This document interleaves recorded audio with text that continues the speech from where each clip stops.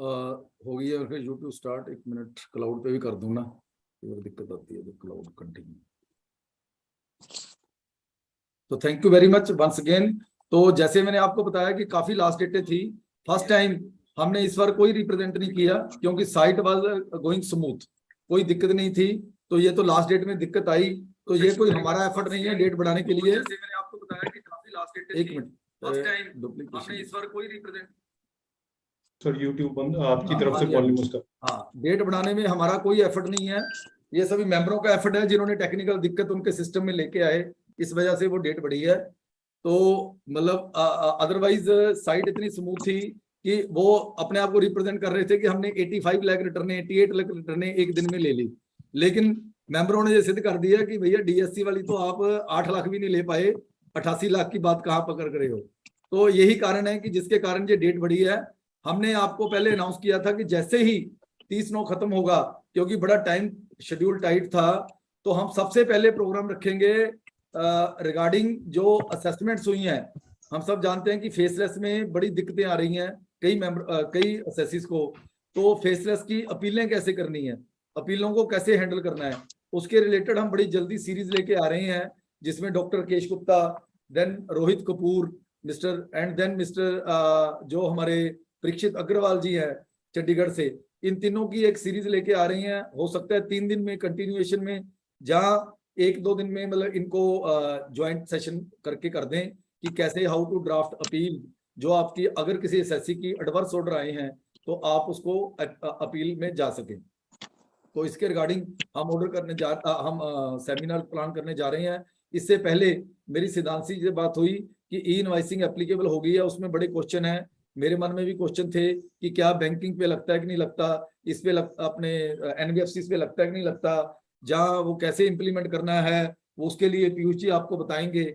इन सब के लिए हमने बड़ी जल्दी में जो प्रोग्राम प्लान किया है, मैं सबका स्वागत करता हूँ। सबसे पहले सिद्धांत पाठक जी का इतनी जल्दी में आज प्रोग्राम रखा है कि मैं तो बायोडाटा भी इनका लेना भूल गया, लेकिन मैं शॉर्ट में बता दूं कि ये हमारे अशोक बत्रा जी के साथ बड़ी देर एसोसिएटेड रहे हैं, अभी भी हैं, लेकिन अभी इंडिपेंडेंटली भी प्रैक्टिस कर रहे हैं Siddhant Pathak ji. He is wonderful faculty and expert on the topic. Ashok Batra ji के साथ भी इन्होंने काफी प्रोग्राम हमारे प्रोग्रामों पे भी डेलीवरेट किए हैं, इंडिपेंडेंटली भी काफी डेलीवरेट किए हैं। He is expert on the topic. और हमारे आज दूसरे स्पीकर हैं पीयूष बंसल जी। जैसे मैंने आपको पहले बताया, बस बड़ी जल्दी आज कल में मैं इनका नंबर आपको शेयर करने जा रहा हूँ कि ये हमारे लोकल एक्सपर्ट हैं। इनका टाइम भी साथ में शेयर कर देना कि इसके बाद इनको तंग मत करना। 2 से 4 तो ये वैसे ही नहीं उठाते, फिर बाद में पता चले 24 घंटे नहीं उठाते। तो इनका टाइम बता देंगे कि भैया ये 2 घंटे में ही फोन कर लो जिन्होंने कोई कंसल्टेशन लेनी है। और कंसल्टेशन भी छोटे बजट में लो, ज्यादा बजट वाली है तो फीस दे दो इनको।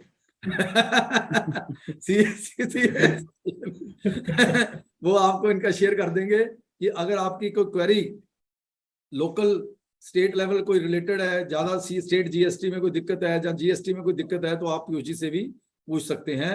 उसमें पैनल में इनका अंचल कपूर जी का, देन सिद्धांत जी का, बत्रा जी का, सबका नंबर हम शेयर कर देंगे कि आप इनसे पूछ सकते हो। आज हम 2 पार्ट में टॉपिक रखेंगे। एक पार्ट में पीयूष जी आपको प्रैक्टिकली में बताएंगे कि प्रैक्टिकली जीएसटी इनवाइसिंग करनी कैसे है, ई इनवाइसिंग। और सिद्धांत जी आपके क्वेश्चन आंसर और एक ब्रीफ में बता देंगे कि ई इनवाइसिंग किस पे एप्लीकेबल है, किस पे नहीं एप्लीकेबल है। अगर आपका कोई क्वेश्चन है तो वो आप चैट बॉक्स में लिख दें, हैंड रेज कर दें।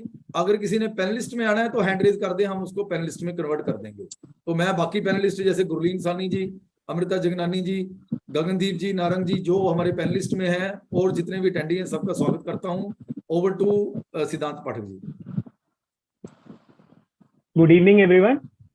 At the outset, I would like to thank Ashwini Jindal sir for giving me this opportunity to clarify the doubts on the topic of e-invoicing. As sir said, yesterday, 30th September was an important date, but the next date, that is 1st of October, today, is fairly important. There are multiple things which are getting in force from today onwards, particularly when I talk about GST. ई-इनवॉइसिंग का तो base increase हो ही रहा है applicability का। इसके साथ साथ GST tran 1, tran 2 forms have been opened on the portal, and then the amendments which we saw in budget 2022, majority of the amendments are taking effect from today onwards. आपकी जो credit लेने की time limitation है, जो credit note issue करने की time limitation है, then आपके क्रेडिट की entitlement which the law says is to an extent based on the compliance by your supplier, जो अब amendments आई फाइनेंस एक्ट 2022 में। तो ये सारे प्रोविजंस अब 1 अक्टूबर 2022 से इफेक्टिव हो रहे हैं। Coming back to the topic e invoicing, देखिए ई इनवॉइसिंग का जो सोर्स है लॉ में, दैट इज रूल 48 सब rule 4 which says that notified registered persons, those who will be notified, are required to generate tax invoice, prepare tax invoice, and obtain an invoice reference number by uploading the details of the invoice on the common portal, an electronic portal. So उन्होंने rule 48(4) ये कहता है कि जो notified registered suppliers होंगे, वो जो अपना टैक्स इनवॉइस बनाएंगे, उस पे उन्हें एक इनवॉइस रेफरेंस नंबर लेना है, और वो इनवॉइस रेफरेंस नंबर जब वो अपनी इनवॉइस की डिटेल्स एक पोर्टल पर अपलोड करेंगे, उसके बाद मिलेगा। अब आते हैं कि किसको नोटिफाई किया गया। नोटिफिकेशन नंबर 13/2020 ये प्रिंसिपल नोटिफिकेशन थी which was issued back in 2020, जिसने नोटिफाई किया क्लास ऑफ रजिस्टर्ड पर्संस को who will be liable to issue e invoice, जिनको इनवॉइस रेफरेंस नंबर अपने पोर्टल, अपने इनवॉइस पर मेंशन करना है। इसी नोटिफिकेशन को कंसिस्टेंटली अमेंड किया गया from the context of threshold limit, जिनके ऊपर ये एप्लीकेबल है। सबसे पहले अक्टूबर 2020 onwards it was made applicable for entities who were having turnover of more than 500 crores. Then January 2021 100 crores, April 2021 50 crores, April 2022 20 crores, and today 10 crores. So the base has consistently increased. अब ये notification कहती है कि the government on the recommendation of the council notifies registered persons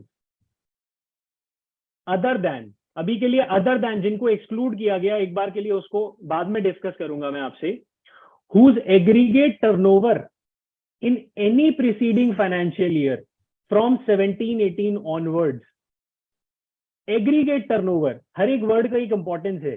aggregate turnover means taxable turnover as well as exempt turnover, exports, इन सबका total जो है अगर वो एक्सीड करता है ₹10 crore in any preceding financial year, then the registered person is liable to issue e-invoice in respect of supplies of goods or services or both made to registered person or for the purpose of export. This is the entire notification. क्या बात कही कि registered person को issue करना है, कब issue करना है, जब उसका aggregate turnover in any preceding financial year from 17-18 onwards, मतलब 17-18 से लेकर 21-22 तक अगर कभी भी आपका टर्नओवर 10 करोड़ से एक्सीड हुआ है किसी भी एक साल में, 17-18 में एक्सीड हुआ, 19-20 में एक्सीड हुआ, या 21-22 में एक्सीड हो गया अगर एक बार भी, तो आपको 22-23 से, यानी कि 1 अक्टूबर 2022 से ई इनवॉइस एप्लीकेबल करना है, इशू करना है।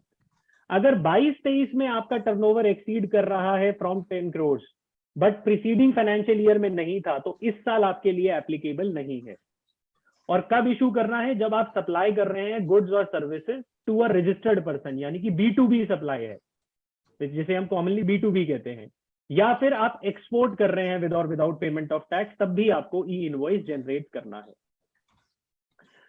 अब बात आती है कि किनको एक्सक्लूड किया गया। अश्विनी जिंदल सर ने भी कहा कि कल एक क्वेरी आई, तो जिनको एक्सक्लूड किया वो भी इस नोटिफिकेशन में मेंशन्ड है। फर्स्ट इज गवर्नमेंट डिपार्टमेंट, जैसे department of agriculture, department of commerce and industry, इस तरीके के जो गवर्नमेंट के डिपार्टमेंट्स हैं उनको एक्सक्लूड किया गया है। Then local authorities, municipal corporation, इनको एग्जेम्प्ट किया गया है। Then special economic zone units, SEZ में जो यूनिट्स लोकेटेड है, इनको एग्जेम्प्ट किया गया है from issuing E invoice. And the fourth category is mentioned in rule 54 सब rule 2, 3, 4 and 4A, which says कि गुड्स ट्रांसपोर्ट एजेंसी को भी इशू नहीं करना है, पैसेंजर ट्रांसपोर्टेशन सर्विसेज जो प्रोवाइड करते हैं उनको भी इशू नहीं करना है, जैसे कि एयरलाइंस, रेलवेज। मल्टीप्लेक्सेस जो ऑपरेट कर रहे हैं, जहां पे सिनेमाटोग्राफिक फिल्म्स की एग्जीबिशन होती है, पीवीआर, एड लैब्स, इनको भी इशू नहीं करना है।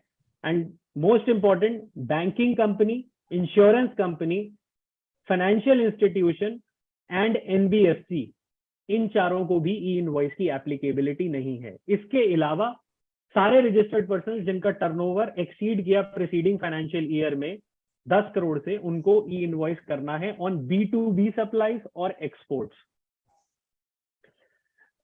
Now this is a brief. अब मैंने कुछ क्वेश्चंस आइडेंटिफाई किए जो कि कॉमनली इसमें रेज होते हैं, which we can discuss, and then we can discuss, if I hope all questions will get covered, but still if we can discuss it afterwards. So this we have, this is a chart basically when the e-invoicing will be applicable. तो 17-18 में अगर 12 करोड़ है, उसके बाद नहीं है, तो आपके ऊपर एप्लीकेबल है। इसी तरीके से केस 2 में अगर 21-22 में भी आपका टर्नओवर एक्सीड कर गया तो भी आपके ऊपर एप्लीकेबल है, बट केस 3 में एप्लीकेबल नहीं है अगर 22-23 में आपका टर्नओवर एक्सीड कर रहा है बट प्रीसीडिंग फाइनेंशियल ईयर में नहीं था। इस केस में आपके लिए नेक्स्ट ईयर ऑनवर्ड्स एप्लीकेबल होगा। What is e-invoicing? I have already explained. Who is liable? Already explained. Then threshold limit. Which year's turnover is to be checked? आपको preceding financial year from 17-18 onwards check करना है। Then एक important question अब आता है, can e-invoice be cancelled or modified?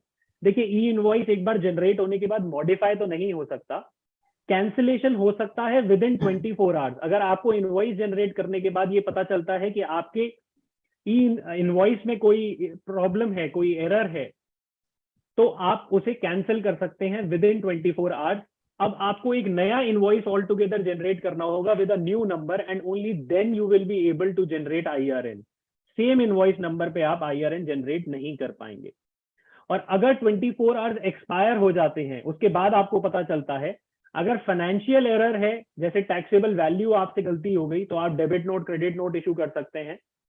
Tax में कोई problem, tax mention करने में कोई एरर है, तो आप again debit note, credit note issue कर सकते हैं। बट कई बार क्या होता है कि मैंने जो रेसिपिएंट है उसका GST आई नहीं, गलत ही अपलोड कर दिया। जब मैंने ई इनवॉइस जनरेट किया तो जो पोर्टल पे पर्टिकुलर अपलोड किए वो GST आई नहीं गलत था, तो इन दैट केस आपको क्रेडिट नोट ही इशू करना पड़ेगा, अपना इनवॉइस कैंसिल करना पड़ेगा, because it can not be cancelled after 24 hours. तो आपको क्रेडिट नोट इशू करना पड़ेगा, क्रेडिट नोट से पुराना वाला इनवॉइस नल हो जाएगा, and then you will have to generate a new invoice and new IRN number. Partial cancellation e invoice की अलाउड नहीं है, पूरा इनवॉइस ही कैंसिल होगा इसमें। देन हमने डिस्कस किया कि किनके ऊपर एप्लीकेबल है, किनके ऊपर नहीं एप्लीकेबल है। मैं फिर से एक बार रीट्रेट कर देता हूं, गवर्नमेंट डिपार्टमेंट के ऊपर एप्लीकेबल नहीं है, लोकल अथॉरिटी यानी कि म्युनिसिपल कॉर्पोरेशन के ऊपर नहीं है, SEZ यूनिट्स के ऊपर एप्लीकेबल नहीं है, insurer, banking company, financial institution, NBFCs के ऊपर एप्लीकेबल नहीं है, गुड्स ट्रांसपोर्ट एजेंसी के ऊपर नहीं है, passenger transportation service provider and multiplexes. अब किस तरीके के इनवॉइस डॉक्यूमेंट्स इसमें कवर्ड है? आप कोई भी इनवॉइस जनरेट करेंगे, उसका भी IRN नंबर जनरेट करेंगे। आप कोई डेबिट नोट प्रिपेयर करेंगे, क्रेडिट नोट प्रिपेयर करेंगे under section 34, GST credit note prepare करेंगे, तो आपको IRN जनरेट करना है। देन B2B पे मैंने बताया, एक्सपोर्ट्स पे आपको करना है। SEZ सप्लाई करेंगे, SEZ यूनिट बीइंग रजिस्टर्ड वो B2B में कवर हो जाती है, इसलिए वहां भी आपको करना पड़ेगा। डीम्ड एक्सपोर्ट्स पे भी आपको करना पड़ेगा, जहां आप रजिस्टर्ड EOUs को सप्लाई कर रहे हैं। कौन से डॉक्यूमेंट्स कवर्ड नहीं है? अगर आप B2C सप्लाई करते हैं, नहीं है एप्लीकेबल, आपको नहीं जनरेट करना IRN। अगर आप एग्जेम्प्टेड सप्लाईज कर रहे हैं तो उसमें बिल ऑफ सप्लाई इशू होता है, और बिल ऑफ सप्लाई पे ये रूल ही एप्लीकेबल नहीं है ई इनवॉइसिंग का। इसी तरीके से receipt voucher, refund voucher, payment voucher या सेल्फ इनवॉइस जो RCM के केस में जनरेट होता है जब सामने वाला अनरजिस्टर्ड होता है, और in case of ISD when I am intending to distribute the credit from input ISD office to my regular units, तो वहां पे भी जो इनवॉइस जनरेट होता है उसको भी ई इनवॉइस आपने नहीं करना है। Then rest of the questions we have discussed. Financial credit note, जब मैंने एम्फेसाइज किया कि जो सेक्शन 34 में डेबिट नोट क्रेडिट नोट है, आपको उन्हीं को IRN जनरेट करना है. अगर आप कोई पोस्ट सेल डिस्काउंट देते हैं which was not pre agreed, तो उस केस में आप अपनी लाइबिलिटी एडजस्ट नहीं कर सकते जीएसटी की. जीएसटी क्रेडिट नोट नहीं इशू कर सकते. फाइनेंशियल क्रेडिट नोट आप इशू कर सकते हैं. उस केस में उस डॉक्यूमेंट का IRN जनरेट नहीं होगा, क्योंकि वो केवल एक बुक्स ऑफ अकाउंट के लिए एक डॉक्यूमेंट है. It is neither uploaded on the GST portal, so उसका IRN भी आपको जनरेट नहीं करना है. So these are the regular questions. Now we can discuss if we are having any other questions apart from this. Question and answer. अगर कोई question है तो उससे पहले पीयूष जी आप मतलब करवा दीजिए, चाहे गुरलीन का. गुरलीन आप तो वैसे ही अनम्यूट कर सकते हो भाई. सिद्धांत जी, एक बड़ी कॉमन एरर आती होती है कि हमने बिल रेज कर दिया B2C, कल को बाद में कस्टमर बताता है कि मेरे पास तो GST नंबर था, इसको मॉडिफाई कर दो, जिसमें GST नंबर एंटर कर दो. तो ई इनवॉइसिंग में वो कैसे होगा? सर देखिए, क्या अब आप B2C को अगर आपने अमेंड करना है टू B2B, अभी लॉ में कहीं टाइम लिमिटेशन नहीं है कि मैं कब तक IRN जनरेट कर सकता हूं. तो जो इनवॉइस रेफरेंस नंबर है, मैं जो ई इनवॉइस पोर्टल पे अपलोड करके पर्टिकुलर्स अपलोड करके IRN ऑब्टेन करता हूं, इसको लेने के लिए कोई टाइम लिमिटेशन नहीं है. अगर मेरे को 6 महीने बाद भी ये पता चल रहा है कि ये B2B सप्लाई में कन्वर्ट हो रही है, तो मैं उस दिन भी अपने पर्टिकुलर्स अपलोड करके एक IRN ऑब्टेन कर सकता हूं और वो इनवॉइस कस्टमर को दे सकता हूं. वो सेम इनवॉइस B2B बन जाएगा? वो सेम इनवॉइस B2B बन जाएगा, सेम इनवॉइस नंबर, क्योंकि पहले कभी भी वो IRP पोर्टल पे अपलोडेड नहीं होगा, तो वो उसी का बन जाएगा. बेसिकली वो B2C में जो हमारी वो GST 1 में कट्ठी डिटेल जाती है, उसमें से वो उधर कन्वर्ट हो जाएगा. हाँ, GST रिटर्न के लिए तो उन्होंने पहले ही प्रेस रिलीज इशू कर रखी है कि आप B2C रिस्पेक्टिव पीरियड की अमेंड कर दें, कम कर दें उसे, और B2B में इनवॉइस अपलोड ऐड कर दें. अब क्या है कि वो ई इनवॉइस भी करना है, तो उसी इनवॉइस के पर्टिकुलर आप अपने पोर्टल पर अपलोड कर दें और IRN प्रिंट लेकर के आप कस्टमर को दे दें. उस टाइम पे क्या होगा कि वो ऑन दैट डेट वो ऑटो पॉपुलेट हो जाएगा GSTR1 में, और आपको अपनी B2C कॉरेस्पॉन्डिंग कम करनी होगी. ठीक है sir. Sir, government company will come under definition of government department. No sir, government company, जो कंपनी गवर्नमेंट फ्लोट करती है उसमें शेयर होल्डिंग होती है, वो गवर्नमेंट कंपनी एग्जेम्प्टेड नहीं है, उनको इशू करना पड़ेगा ये इनवॉइस. केवल डिपार्टमेंट ऑफ गवर्नमेंट एग्जेम्प्टेड है. Good evening, sir. Is e-invoice required to be generated in zero-rated B2B? Zero-rated B2B exempt supply. मेरे zero-rated वैसे क्वादा लॉ तो एक्सपोर्ट ही माना जाता है. मैं ये समझ रहा हूँ कि आपकी क्वेरी एग्जेम्प्टेड सप्लाईज के रिलेटेड है. एग्जेम्प्टेड सप्लाईज में अगर आप B2B भी कर रहे हैं तो आपको ई इनवॉइसिंग नहीं करनी, क्योंकि वहां पे डॉक्यूमेंट ही दूसरा इशू होता है, bill of supply. Tax invoice नहीं जनरेट होता कभी भी. वह क्वेश्चन हम एट द एंड ले लें, उससे पहले पीयूष जी आप प्रैक्टिकल वाला बता दें, तो फिर इकट्ठे क्वेश्चन हो जाएंगे. डेफिनेटली सर, जैसा आप कहें वैसे हम कर सकते हैं. सिद्धांत जी, व्हाट एज यू से. हाँ सर, पीयूष सर, पहले प्रैक्टिकली डिस्कस कर लेते हैं, फिर क्वेश्चंस ले लेंगे. प्रैक्टिकलिटी में कोई लंबा चौड़ा इशू नहीं है जी. सबसे मेन कॉमन चीज जो है, वैसे तो जो सिद्धांत जी ने कवर किया है that is also everything is practical, लेकिन जो मेन इशू हमारे पास आता है कि रजिस्टर कैसे करना है, how to register on e invoice portal. तो सर ये एक कॉमन सी चीज है. जो आपका ई-वे बिल का यूजर आईडी पासवर्ड है वो डिपार्टमेंट ने एक्टिवेट कर दिया है as your e invoice login ID. जो आप ई-वे बिल पोर्टल के लिए अपनी ई इनवॉइसिंग का लॉगिन आईडी पासवर्ड यूज कर रहे हैं, the same is being used for your e invoice, e way bill, E invoice. सिर्फ आप जब उस पर लॉगिन करते हैं अपने ई-वे बिल वाले यूजर आईडी पासवर्ड से, तो वो आपसे कॉन्टेक्ट पर्सन की डिटेल मांगता है. You have to give their that name, phone number and email, nothing else. ये आपकी रजिस्ट्रेशन हो गई और आप ई-वे बिल पोर्टल वाला ही यूजर आईडी पासवर्ड यूज करके ई इनवॉइस इशू करते हैं. And the second thing is कि अब मुझे इनवॉइस इशू कैसे करनी है. Now we are all of us are using only softwares. तो softwares are having inbuilt facility for this. आपको उनको अपना यूजर आईडी पासवर्ड अपडेट करना है और वो आपके सॉफ्टवेयर के थ्रू ही सारा ई इनवॉइसिंग जनरेट होती है. अदरवाइज अगर हम मैनुअल करना चाहते हैं then again we can do that. Portal है e invoice 1. E invoice 1 portal है. उस पोर्टल पे लॉग इन करके हम अपनी सारी डिटेल जैसे ई-वे बिल की फिल करते हैं, सेम डिटेल्स है, ऑलमोस्ट सिमिलर डिटेल्स, वही सारी बिल टू, शिप टू, क्या कस्टमर का लॉगिन है, उसका जीएसटी नंबर, प्रोडक्ट डिटेल, जैसे e-way bill pay master create होता है, सेम मास्टर ऐसे यहाँ पे भी क्रिएट हो जाता है। ई इनवॉइसिंग पे आपके हर एक प्रोडक्ट का मास्टर क्रिएट होके आप वहां से मैनुअल भी कर सकते हैं, लेकिन most of us are using software, so it would be through software only. Practical अगर इसके अलावा अगर कोई और पॉइंट है तो आप मुझे बताइए please.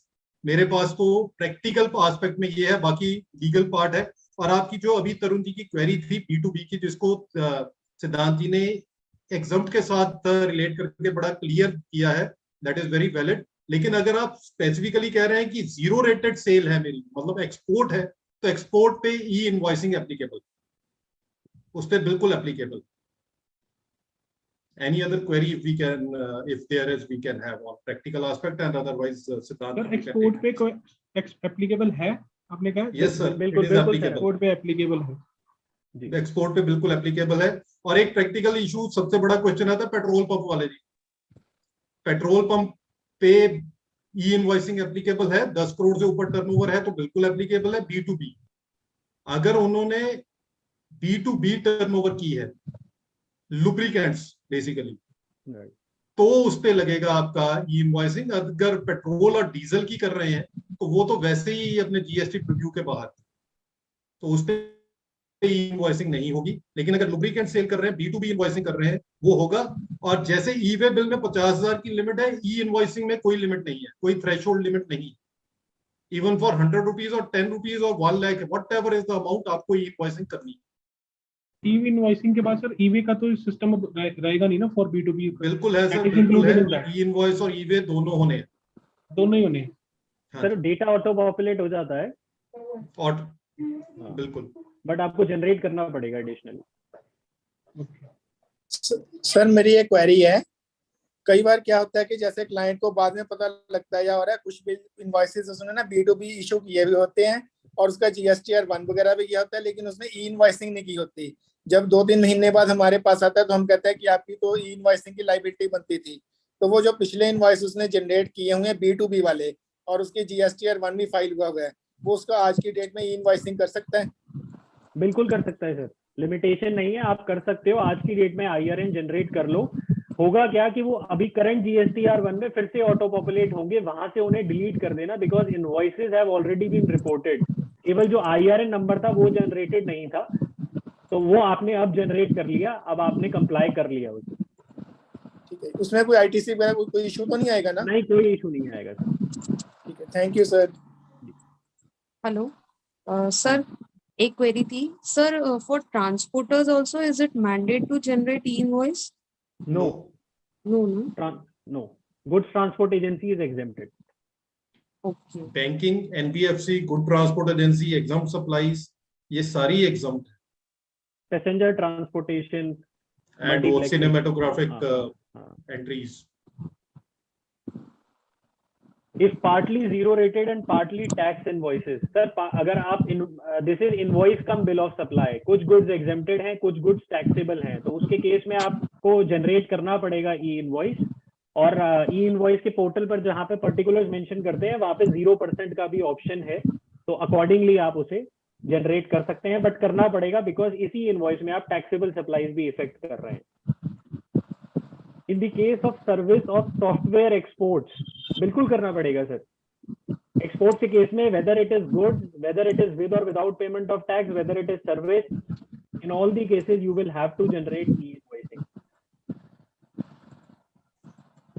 Is e-invoice also mandatory for composition registered buyer also, and is there any exemption limit? There is no exemption limit, जैसे पीयूष सर ने समझाया। and कॉम्पोजिशन डीलर को अगर आप सेल कर रहे हैं तो वो रजिस्टर्ड एंटिटी नहीं माना जाता, वहां पे आपको नहीं जनरेट करना है। If I am not wrong, Piyush ji आप एक बार अफर्म कर दें इस चीज को। मैं कॉम्पोजिशन को बिल कर रहा हूँ सर, अगर हम कॉम्पोजिशन डील को कर रहे हैं, दैट इज आल्सो B2B, उसमें B2B वहां पे उठाता है सर, वो कॉम्पोजिशन डीलर पे भी इनवॉइसिंग होगी, क्योंकि GST and we will be entering that. Okay. वो अनुराग सेलर की तो सर B2B एंट्री मानी जाती है ना, क्योंकि हाँ जी, हाँ जी, कंपोजिशन हाँ के जी। 2A 4A में भी ऑटो पॉपुलेट होती है। जी जी। बिल्कुल, इसलिए वो ई इनवॉइसिंग होगी। Is e-invoicing also mandate? ये हो गया है composition registered buyer, and is there any exemption limit in export for both LUT and IGST? Yes, export चाहे Yes. with payment हो चाहे without payment हो, आपको दोनों ही केसेस में ई-वे बिल ई-इनवॉइस जनरेट करना है। Sir zero rated B2B domestic invoices partly zero rated, ये आंसर हो चुका है।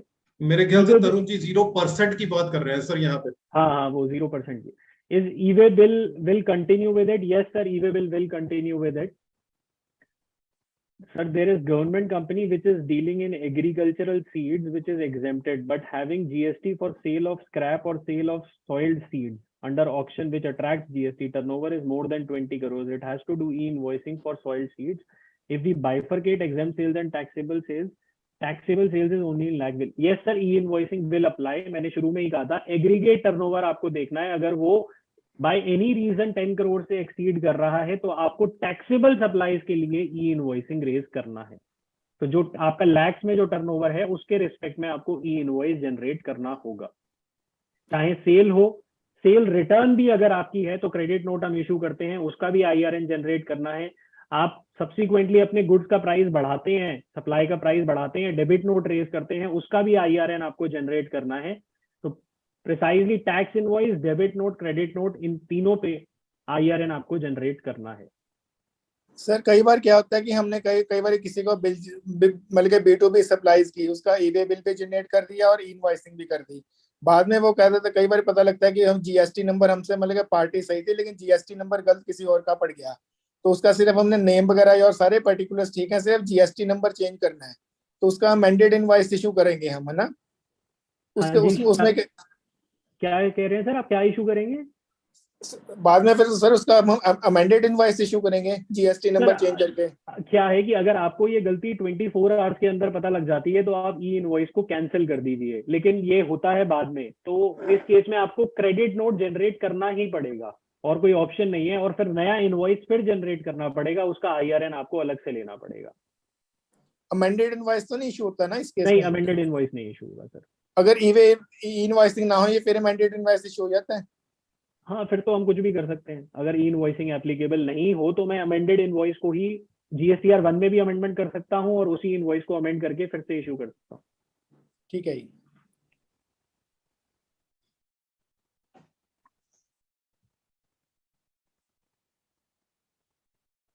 सर ई एक यहाँ पे इनवॉइस क्वेरी आ रही है सर बार बार की इनवॉइस जनरेट करने का टाइम लिमिट कोई नहीं है, लेकिन अगर आप B2B में ही, क्योंकि इनवॉइस इशू होनी है, गुड्स जो कैरी हो रही है उसके साथ अगर ई इनवॉइस होगी या IRN होगा, in that case it is properly valid system, मतलब जिसको हम एक्सेप्ट करेंगे कि हाँ सब कुछ ठीक हो गया। अगर आप बाद में ई इनवॉइस कर रहे हैं तो वो कहीं ना कहीं पे एक आइडिया ऑफ डाउट और या art of doubt is created. नहीं, बट गुड्स कैरी कैसे होंगी? उसके बिना कैरी नहीं हो सकती, करने ही पड़ेगा सर वो तो हमारी रेगुलर इनवॉइस पे हो रही है, और हाँ ये सबसे बड़ा इशू है कि अगर आपकी ई इनवॉइस की लायबिलिटी थी और गुड्स कैरी हो रही है और आपने ई इनवॉइस इशू नहीं किया तो रास्ते में डिटेन हो जाएगी। बिल्कुल sir, that won't be treated as an valid invoice. ये लॉ में भी बड़ा क्लियरली लेड है। रूल 48 सब रूल 5 सेज कि अगर आप पे ई इनवॉइस एप्लीकेबल है और आपने अगर ई इनवॉइसिंग नहीं कर रखी तो then that invoice is null and void. आपने it will be treated as if आपने इनवॉइस इशू ही नहीं किया है। You are carrying goods without issuance of invoice. तो ये बड़ा ध्यान रखना है कि ई इनवॉइसिंग हम टाइमली करें गुड्स के केस में, before the movement of goods, and services के केस में within 30 days from the date of supply of service.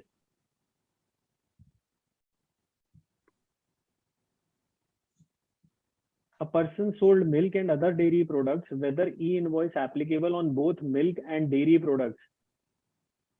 Sir अगर एक ही इनवॉइस में आप उसको सप्लाई करते हैं तो आपको ई इनवॉइस जनरेट करना पड़ेगा, दोनों के पर्टिकुलर्स मेंशन करने पड़ेंगे। और अगर आप उसको बाइफरकेट 2 सेपरेट इनवॉइसेस में मेंशन करते हैं तो आपके लिए जो एग्जेम्प्टेड प्रोडक्ट है उसकी बिल ऑफ सप्लाई इशू होगी, उसका IRN नहीं जनरेट होगा, और जो टैक्सेबल सप्लाई है उसके लिए ई इनवॉइस बनेगा, टैक्स इनवॉइस बनेगा, ई इनवॉइस बनेगा। If we couldn't generate e-invoice, what are the implications? There is no question of interest if I am not wrong. मैंने जैसे बताया सर, आपका जो इनवॉइस आपने इशू किया है वो वैलिड ही नहीं माना जाएगा, तो डिपार्टमेंट आपको मतलब टू एन एक्सट्रीम एक्सटेंट देखें, अगर डिपार्टमेंट हरास करना चाहता है तो ये भी कह सकता है कि you have supplied goods without issuance of invoice, फिर आपको उसे फाइट करना पड़ेगा कि मेरी इंटेंशन गलत नहीं थी, इट हैज जस्ट मिस्ड। तो ये बहुत ध्यान रखें कि कोई इंटरेस्ट इम्प्लीकेशन नहीं है ऑटोमेटिकली, कोई टाइम लिमिट नहीं है, बट आपको जनरेट करना है, ये लॉ कहता है, और बिना जनरेट करे आपका इनवॉइस नहीं इशू हुआ माना जाएगा। Whether e-invoice required for B2 sales? Absolutely no. If no, how to report? Will it be a normal billing then? If in the same vehicle goods of 2 registered parties is dispatched and goods of each party is of 40,000 each, aggregate is 80,000, then e-way bill is required or not? Sir, अगर 2 buyer हैं तो e-way bill required नहीं है. Means e-way bill is vehicle wise or party wise? It is party wise. वो e-way bill में अभी provision applicable नहीं किया गया, क्वाड हाँ, वो अभी ट्रांसपोर्टर अभी applicable एप्लीकेबल है। नहीं हाँ, किया गया। 138(7) है। बट वो ई-वे rule बिल तो अब हट जाना चाहिए जब ई इनवाइसिंग आ गई ना, जहाँ पे कंपलसरी है ई-वे बिल क्या करना है। सर अल्टीमेट ऑब्जेक्टिव वही है, जो आपका IRN जनरेट होगा उसके साथ एक QR कोड भी अफिक्स हो जाता है, वो QR कोड को स्कैन करेगा और डिटेल ऑफिसर चेक कर पाएगा। बट अभी क्या है कि ये ट्रांजिशनल फेज है, तो ई-वे बिल को मेरे को मैनुअली जनरेट करना पड़ता है, क्योंकि वो रूल भी इंडिपेंडेंटली एप्लीकेबल है। More over E invoices for only above 10 crore, तो हाँ अभी वो नीचे तक आया नहीं। नो डाउट जनवरी से ये 5 करोड़ का भी प्रपोजल आ ही रहा है, 5 करोड़ जनवरी से हो जाएगी, लेकिन तभी भी ई इनवॉइस तो 5 करोड़ से ऊपर रह जाएगी। बिल तो चाहे ई-वे रहे। बिल 50,000 है, ई-वे बिल तो सर 50,000 है, उसके लिए कोई हमारी टर्नओवर लिमिट नहीं है ना। नहीं वो तो ई-वे अगर बिल मेरी तो रहे, टर्नओवर लेकिन 5 ई इनवाइसिंग वालों के लिए एग्जम्पशन हो जाए ना। नहीं, अभी हुई नहीं सर, लॉ में कोई अमेंडमेंट हुई नहीं है। यही करेंगे कि वो ऑटोमेटिकली जनरेट हो जाया करेगा, क्योंकि बस ई-वे बिल वो का अपना ऑब्जेक्टिव भी है कि उसकी वैलिडिटी है for a certain period of time. अगर किसी और का क्वेश्चन है तो हैंड रेज करके भी पूछ सकते हैं जी आप। सिद्धांत जी अभी क्वेश्चंस पढ़े हैं आपने? हाँ, अच्छा फिर ले लो पीयूष जी। पीयूष जी In डाउट था case वर्क्स of- कॉन्ट्रैक्ट के केस में ना, वो सर एक ना वर्क्स कॉन्ट्रैक्ट के केस में क्वेश्चन आ रहे हैं कि अगर ई इनवॉइसिंग होगी उनके केस में क्या होता है, उनको डिपार्टमेंट को पहले अपना जॉब डन या वर्क डन अप्रूव कराना पड़ता है, उसके बाद वो बिल रेज करते हैं, और बिल रेज होने के बाद भी अमेंडमेंट्स आ जाती हैं कि वो एक्सेप्ट नहीं होता। मान लीजिए किसी ने 5 करोड़ का बिल रेज किया और उसका बिल की जो एक्सेप्टेंस है वो 4.5 करोड़ या 4 crore 80 lakh as per the work done अभी आ रहा है, वो पार्टली उनके इनवॉइसेस बनते हैं as per the job work done या जो उनका कंटिन्यू वर्क इन प्रोग्रेस रहता है, उस केस में इसकी ई इनवॉइसिंग कैसे करेंगे हम? सर इसमें ना आपको, अगर वो परफॉर्मा इनवॉइस के बेसिस पे चलते हैं कि पहले परफॉर्मा इनवॉइस देते हैं और उसके बाद जब फाइनलाइजेशन होती है तब इनवॉइस जनरेट होता है, तो उस केस में तो जो अल्टीमेट इनवॉइस होगा उसकी इनवॉइसिंग होगी। लेकिन वही है सर, जी जहाँ पे टैक्स इनवॉइस पहले चला जाता है वहां डेबिट नोट क्रेडिट नोट के थ्रू ही एडजस्टमेंट हो सकती है। सर होता तो ऐसा ही है कि पहले परफॉर्मा इनवॉइस जाता है, but then it is against the e invoicing system ना, कि वो तो गलत हो गया फिर। नहीं, अल्टीमेटली तो आपका ई इनवॉइसिंग हो गई ना। हमारी जब इनवॉइस टैक्स इनवॉइस के साथ ई इनवॉइसिंग है, विदाउट टैक्स इनवॉइस तो ई इनवॉइसिंग है ही नहीं सर। सर तो वैसे इस performa invoice केस के में साथ अगर कोई invoicing बिल टू गवर्नमेंट कर रहा है तो वो एग्जाम्प्ट में आती तो नहीं कहीं? बिल टू गवर्नमेंट एग्जाम्प्ट है सर, गवर्नमेंट डिपार्टमेंट्स, लेकिन वही मैं कह रहा हूँ सर, किसी ने नहीं, नहीं, नहीं, नहीं, नहीं, नहीं, sorry। वर्क्स कॉन्ट्रैक्ट तो कहीं भी एग्जाम नहीं है ना सर। वर्क कॉन्ट्रैक्ट तो कहीं पे भी नहीं एग्जाम्प्ट हो रहा। वो कंसेशनल रेट था वो भी खत्म कर दिया पहले 12% गवर्नमेंट हुआ करता था। डिपार्टमेंट को ई इनवॉइसिंग नहीं एप्लीकेबल, कि हाँ, गवर्नमेंट हाँ। डिपार्टमेंट ने ई इनवॉइसिंग नहीं करनी हमारे लिए तो कोई ऐसी मैं भी वही कह रहा हूँ कि सर गवर्नमेंट डिपार्टमेंट तो इनवॉइसिंग नहीं करता, जो हमने गवर्नमेंट डिपार्टमेंट को इनवॉइस काटना है, क्या उसमें भी कोई एग्जम्पशन है? नहीं नहीं नहीं। नहीं। In case of purchase return on basis of debit note is e-invoicing mandatory? Sir purchase return होती है, it is not purchase return, it is sale return। Basically supplier को डॉक्यूमेंट रेज करना है, तो अगर मैंने कोई परचेज करी और मैं उसकी रिटर्न कर रहा हूँ तो मेरे सप्लायर को जो मुझे क्रेडिट नोट देना है उसकी ई इनवॉइसिंग होगी। मेरा डेबिट नोट है वो केवल एक कॉमर्शियल नोट है, वो कहीं जीएसटी में रिपोर्ट नहीं होता, इसलिए उसकी कोई ई इनवॉइसिंग नहीं होगी। What about e-way bill? It is there sir, no ये डिस्कस हो गया। If in the same vehicle, ये भी हो गया है sir. What if supply of services, no movement of goods? Sir no movement of goods, उसमें भी e-invoicing applicable है, वहाँ पे कोई discrimination नहीं है goods और services में। एक ही शुभम जी का सेम ही क्वेश्चन रिपीट हो रहा है सर। कई बार आ रहा। What about e-way bill if invoice is generated wrongly? अब सर डिपेंड करता है ये आपको जो मिस्टेक है ये कब आइडेंटिफाई हुई है। अगर मिस्टेक 24 आवर्स बाद आइडेंटिफाई हुई है तो जब तक ई-वे बिल वैलिड है, ये भी आया है प्रैक्टिकली कि वो इनवॉइस कैंसिल नहीं हो पाता है। I have got this thing from many clients कि जब तक मेरा ई-वे बिल एक्टिव है ना और मूवमेंट कंप्लीट नहीं हो जाती तब तक वो ई इनवॉइस कैंसिल नहीं होता। 24 आवर्स बाद तो वैसे भी नहीं होता है, तो आपको क्रेडिट नोट ही जनरेट करना पड़ेगा और नया इनवॉइस देना पड़ेगा।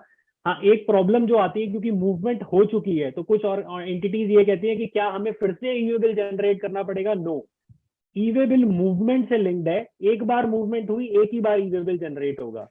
अगर आपका इनवॉइस में पहले कुछ गलती थी और उसकी वजह से आपको नया जनरेट करना पड़ रहा है, that is a separate thing, उसके लिए फिर से ई-वे बिल नहीं जनरेट होगा। पीयूष जी, आप कुछ ऐड करना चाहेंगे इसमें? नहीं सर, एग्जैक्टली यही है जी। In case of work contract, if some invoices are exempt, whether e-invoice is to be generated, sir जो taxable invoices होंगे उसके लिए आपको e-invoice generate करना पड़ेगा। वैसे वर्क्स कॉन्ट्रैक्ट, सम इनवॉइसेज, ये वर्क्स कॉन्ट्रैक्ट कहीं भी एग्जेम्पशन है नहीं, तो आप उसे एक बार रिविजिट कर लें।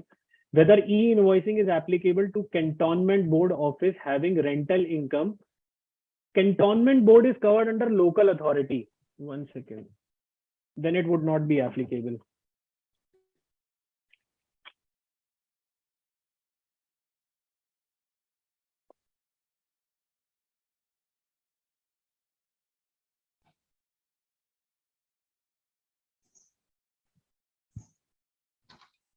Yes, sir. Cantonment board is covered under local authorities 2 subsection 69, section 2 clause 69.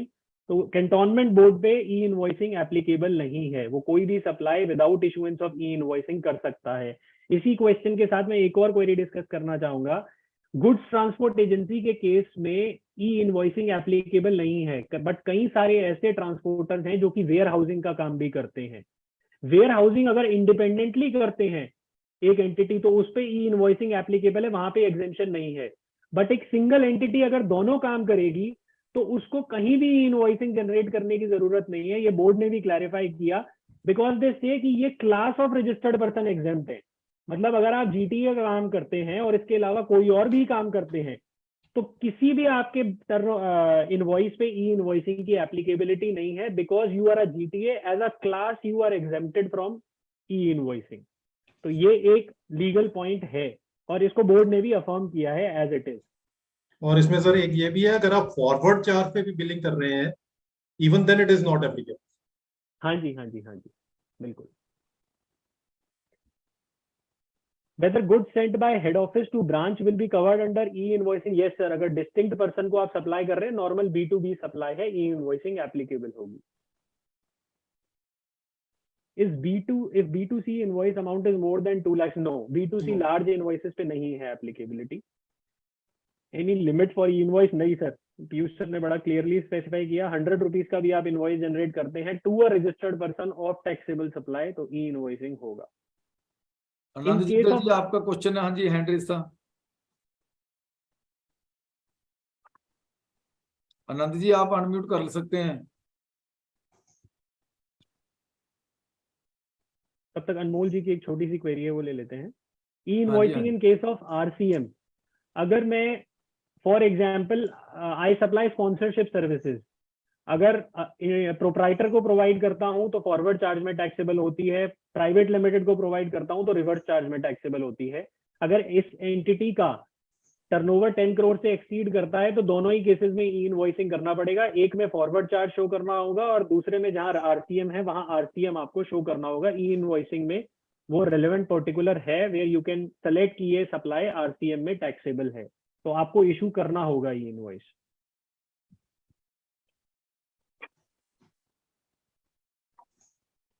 Anand ji की क्वेरी। एक सर एडवांस के बारे में भी थोड़ा क्लियर करो, जब ई-वे बिल ई इनवॉइस कब जनरेट करना है, एडवांस जब आता है?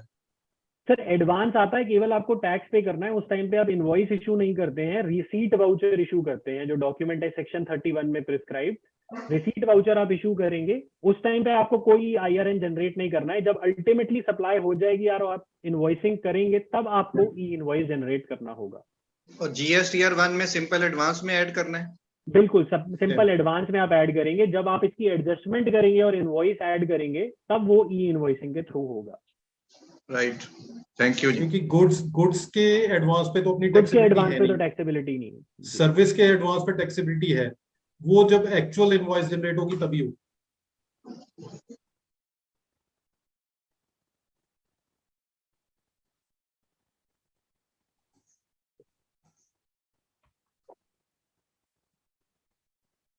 आनंद जी, आपका हैंड रेज था, आपका क्वेश्चन नहीं आया। अगर किसी का और क्वेश्चन है तो हैंड रेज कर सकते हैं। प्रवीण कुमार जी का क्वेश्चन है, self invoice in case of RCM when the supplier is unregistered and I am receiving a service from an advocate liable to tax under reverse charge. इस केस में आपको ई इनवॉइस नहीं generate करना है। एज अ सप्लायर जब मैं invoice raise कर रहा हूं for supplying my goods and services, तभी इनवॉइस रेज करना है। तो एडवोकेट की इनवॉइस को आपको सेल्फ इनवॉइस जनरेट करने पर IRN लेने की जरूरत नहीं है। ये क्वेश्चन बार बार आ रहा है। टाइम लिमिट लॉ में प्रिस्क्राइब नहीं है, टाइम लिमिट लॉ में इनवॉइस इशू करने की प्रिस्क्राइब्ड है। तो वो आपको अधीयर करनी है। गुड्स के केस में before the removal of goods, services के केस में within 30 days from the provision of service, और साथ ही साथ ई इनवॉइसिंग करनी है, अदरवाइज वो इनवॉइस वैलिड नहीं माना जाएगा।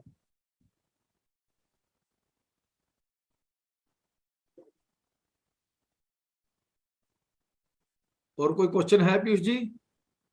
क्वेश्चन तो नहीं है सर, यही चीज दोबारा क्लैरिफाई करना चाहूंगा जो सिद्धांत जी ने अभी कहा है। ये एक्चुअली लोगों के दिमाग में ये बैठा है कि ई इनवॉइस की कोई लिमिट नहीं, टाइम लिमिट नहीं है कि ये कभी भी इशू कर सकते हैं। वो बार बार इसी वजह से ये क्वेश्चन आ रहा है। तो ये चीज मान के चलिए कि अगर आपने ई इनवॉइस नहीं इशू की, then it your invoice is null and void, जो सिद्धांत जी ने भी पहले कहा है। तो ई इनवॉइस आपको गुड्स की मूवमेंट या सर्विस रेंडरिंग के 30 दिन में सेम टाइम पे करनी ही है ई इनवॉइसिंग। ये मत सोच के चलिए कि मैंने ई वे बिल कर दिया है, मेरा बिल चला जाएगा, रास्ते में कोई दिक्कत नहीं आएगी, मैं अगले महीने की GSTR 1 के टाइम तक इसको ई इनवॉइस कर दूंगा। ऐसा कोई प्रोविजन नहीं है। अदरवाइज तो उल्टा गलत हो जाएगा कि अगर आप ई इनवाइसिंग नहीं करते हो, आपने इनवाइस काटते हो, तो गवर्नमेंट मानेगी कि बैकडेट में की है। बिल्कुल, जो वो फिजिकल वैलिड ही नहीं है इनवॉइस सर, वो इनवॉइस ही वैलिड नहीं है अगर आपकी हाँ। इनवॉइसिंग एप्लीकेबिलिटी है। और दूसरी चीज एप्लीकेबिलिटी 17-18 से, जैसे सिद्धांत जी ने कहा, बड़ा क्लियर कैलकुलेट वो चार्ट दिखा के दिखाया, किसी भी साल की अगर आपकी टर्नओवर एक्सीड कर रही है, पिछले किसी भी साल की अगर आपकी टर्नओवर 10 करोड़ से एक्सीड कर रही है तो एप्लीकेबल है। इमीडिएट प्रीसीडिंग ईयर नहीं देखना आपने, 17-18 ईयर ऑनवर्ड्स, किसी भी प्रीसीडिंग ईयर। ये थोड़ा सा वैसे वियर्ड है, बट लॉ इसी तरीके से है। कहीं उसका कोई सनसेट होना चाहिए। मेरे एक क्लाइंट के केस में मैसेज आ गया, वो मेल आ जाती है ना आजकल कि you are liable for e invoicing, तो डिपार्टमेंट की मेल आ गई। वो कहता है सर मेरी ई इनवॉइसिंग कह रहे हैं तब 20 करोड़ की लिमिट हुई थी, मेरी तो 20 करोड़ की सेल ही नहीं है। मैंने कहा यार पिछले साल भी तेरी 10-12 की थी, उससे पिछले साल भी 10-12 की थी, तेरी तो 20 थी नहीं।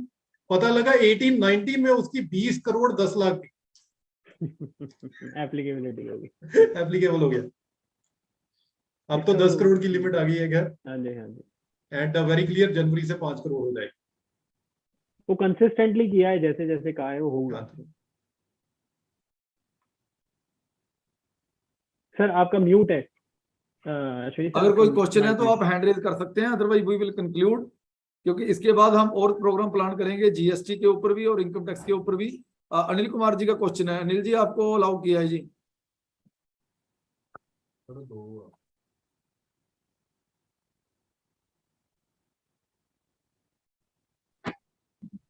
Hello hello. हाँ जी हाँ अनिल जी जी सर, बोलिए। सर मेरा एक क्लाइंट है, उसकी जो सेल है वो मोर देन 10 करोड़ है, पर है सारी B2C। तो अगर उसको परचेज रिटर्न होगी तो वही उसको उसने परचेज रिटर्न करनी है तो उसको इनवॉइस करनी पड़ेगी कि नहीं? नहीं सर, नहीं करनी पड़ेगी। एज अ सप्लायर ही आपको देखना है, एज अ बायर आपको कुछ नहीं देखना। बायर नहीं देखना है, मतलब वो करेगा जो जिसको हम वापस कर रहे हैं ना। Exactly exactly. ठीक ठीक है, थैंक यू। एक और मेरे माइंड में एक और पॉइंट है जिसको मैं डिस्कस कर लेता हूँ। आपका टर्नओवर तो एक्सीड नहीं करता है 10 करोड़ से, बट सपोज आपके पास एक लैंड थी जो कि आपने सेल कर दी और उसकी वजह से वो एक्सीड कर गया 10 करोड़ से, तो क्या एप्लीकेबिलिटी होगी? sale of land is covered under schedule 3, it is treated neither as supply of goods nor supply of services. तो वो एग्रीगेट टर्नओवर का पार्ट नहीं बनेगा, इसीलिए आपके ऊपर ई इनवॉइस एप्लीकेबल नहीं होगा उस केस में। ये भी क्वेरी आ सकती है। सुनील जी का एक क्वेश्चन है sir, can voluntary be issued if not applicable? Sir can voluntary invoicing हम एप्लीकेबल कर सकते हैं, अगर हमारे एप्लीकेबल नहीं है तो हम वॉलंटरी भी इनवॉइसिंग ले सकते हैं? बिल्कुल ले सकते हैं सर, कोई इशू नहीं है इसमें। मनिक तलवार जी का क्वेश्चन है, in case of petrol pumps there are more invoices in a day, is invoice to be generate for every bill, it is for B2B? Sir ये मैंने क्लियर किया आपको कि ये सिर्फ B2B सप्लाई के लिए, B2C के लिए आपको इनवॉइसिंग नहीं करनी। मैंने पेट्रोल पंप की ही एग्जांपल ली। लुब्रिकेंट की अगर आप B2B सेल कर रहे हैं तो आपको इनवॉइसिंग करनी है। B2C में सर केवल एक ही एप्लीकेबिलिटी है अगर टर्नओवर 500 करोड़ से ऊपर है। Yes, QR code Yes. उसमें मेंशन करना है जी।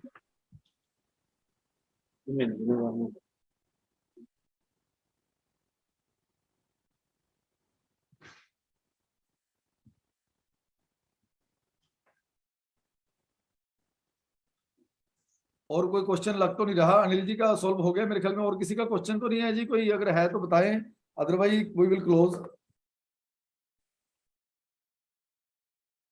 मेरे ख्याल में कोई क्वेश्चन नहीं है। Thank you very much. सबसे पहले सिद्धांत जी का, देन पीयूष जी का, कि जिनको शॉर्टर नोटिस पे हमने आज एंगेज किया कि एक तारीख से ये इम्प्लीमेंट हो रही है, तो हम फर्स्ट प्रोग्राम इसके ऊपर कराएं।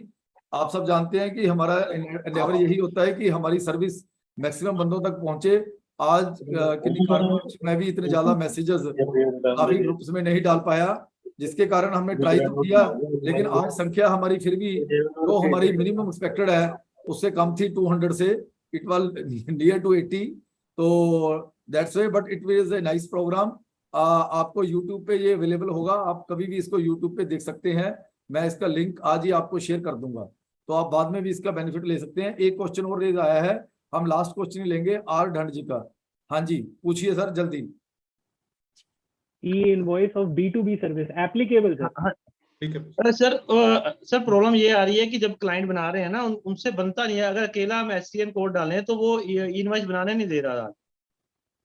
सर ई-वे बिल की क्वेरी होगी ये, ई इनवॉइस की ई-वे क्वेरी बिल तो नहीं मुझे पता, ई-वे बिल नहीं बनने देता, पर इनवॉइस की क्वेरी आई थी। पहले भी मुझे किसी क्लाइंट ने प्रॉब्लम क्रिएट की थी, आज भी बना रहे थे, तो ये प्रॉब्लम आ रही है। वो कहता कि ये बन नहीं रहे उनका। नहीं, वो अपना डबल की यूटिलिटी यूज कर रहे हैं या कोई सॉफ्टवेयर यूज कर रहे हैं? ये तो मैंने सर पूछा नहीं उनसे। सर वो कहीं ना कहीं कोई टेक्निकल ग्लिच है, सॉफ्टवेयर का इशू है। वैसे ये एप्लीकेबल है और एंटिटीज रेज कर रही है रेगुलरली। सर गवर्नमेंट की पोर्टल पे अगर आप जाके करते हैं ना तो बड़ा इजीली हो रहा है सर। वहां पे आपको एक बार अपनी लिस्ट क्रिएट करनी पड़ेगी। ठीक है जी। और अपनी सर्विस के केस में तो बहुत ज्यादा प्रोडक्ट्स भी नहीं होते कि बहुत ज्यादा मास्टर क्रिएट करना पड़े, वो वहां पे इजीली हो जाता है। ओनली सर्विस का मतलब के साथ कोई चीज हो सकता है सर, ओनली सर्विस के में एप्लीकेबल है। हाँ जी, हाँ जी, हाँ जी। सर एक पॉइंट जो आप कह रहे थे कि सर ने क्वेश्चन पूछा, किसी ने क्वेश्चन पूछा था कि अगर आप पर एप्लीकेबल नहीं, मतलब आपकी टर्नओवर 10 करोड़ से नीचे है और तब भी करना चाहते हो, क्योंकि मैंने 1-2 सेमिनार सुने थे, उन्होंने मुझे नोटिफिकेशन का कोई रेफरेंस दिया था, मुझे भूल गया। वो कहते हैं आप नहीं कर सकते, ये ऑप्शनल नहीं है। मतलब उन्होंने पर्टिकुलर मना किया था, शायद मैडम कपूर जो देते होते उनका था, या मैं बिमल जी का भी कह सकता हूँ, शायद सुना था। ऑप्शनल नहीं है वो, मतलब उन्होंने पर्टिकुलर मना किया था। कहते नहीं तो आपको ऊपर पैनल एक्शन आ सकता है कि अगर आप ऑप्ट कर लेते हो। मेरे क्लाइंट का 100 करोड़ की टर्नओवर थी, तब मैंने वहां पर भी फोन किया था कस्टमर केयर पर, उन्होंने भी मुझे पर्टिकुलर मना कर दिया था इस पॉइंट पर। आपने कहा ना कि हम कर सकते हैं ऑप्शनल, पर उन्होंने भी मुझे पर्टिकुलर मना कर दिया था जब लास्ट ये टाइम पर 100 करोड़ की टर्नओवर वाला हुआ था। ये इशू आपने तो यस किया, तो वो थोड़ी सी मुझे कंफ्यूजन है, क्योंकि कई बंदे चाहते हैं कि हमारा हो जाए, पर मैंने इसलिए रोके हैं कि मुझे नोटिफिकेशन याद नहीं आ रही। उन्होंने पर्टिकुलर मना किया है। कस्टमर केयर ऑफ जो इनका GSTN वाला है, वहां पर उन्होंने भी, GST मित्र वाला, उन्होंने भी मना किया कि आप नहीं कर सकते। सर मना तो करेंगे, हम भी करेंगे, लेकिन ऐसा कोई नोटिफिकेशन या लॉ में प्रोविजन नहीं है, काउंटर प्रोविजन, कि अगर आप खुद से रेज कर रहे हैं तो कोई पीनल एक्शन हो सकता है। आपके ऊपर एप्लीकेबिलिटी नहीं है लॉ में, नोटिफाइड भी नहीं है आप, बट अगर करते हैं तो क्या इम्प्लीकेशन है ये कहीं भी नहीं लिखा है। मतलब फिर भी इंफ्रिजमेंट ऑफ द लॉ तो एक तरह से हो ही गया ना, कि ऑप्शनल नहीं है ना सर, ऑप्शनल वर्ड है नहीं ना कहीं पर। मैं समझ रहा हूँ, लेकिन इसी अगर मैं इसी पॉइंट पर आई थिंक वो बार बार कह रहे थे कि आपके लिए ऑप्शनल है नहीं इस पर। हाँ अब ऑप्शनल ये नहीं है, नोटिफिकेशन इस हाँ, तरीके से क्योंकि वर्डेड ये नहीं भी है। प्लेटफॉर्म अब अश्विनी जी का प्लेटफॉर्म भी बड़ा बड़ा है ना, आपने कह दिया तो आधों ने फटाफट कर लेना तो बड़ी मुश्किल आ जाएगी, बाद में छोड़ भी नहीं सकते इसको, ये भी पंगा है। एक बार शुरू हो गया तो सारी जिंदगी के लिए शुरू हो गया है। नहीं, मैं देखिए आपको जो नोटिफिकेशन और लॉ के हिसाब से मैं ये बता सकता हूँ कि कोई काउंटर इफेक्ट नहीं है उसका। आप अगर उसको अप्लाई कर भी लेते हैं, लेकिन हाँ जी। करना नहीं चाहिए, वो ठीक है। और ठीक है। That is it. ठीक है sir, thank you sir, thank you so much sir. ख्याल में कोई और क्वेश्चन नहीं है, we will conclude. Thank you very much. बड़ी जल्दी हम जीएसटी की और अमेंडमेंट के ऊपर भी प्रोग्राम रखेंगे। रिप्रेजेंटेशन भी जैसे मैंने आपको मैसेजेस में बताया, मैं बहुत तैयार कर रहा हूँ।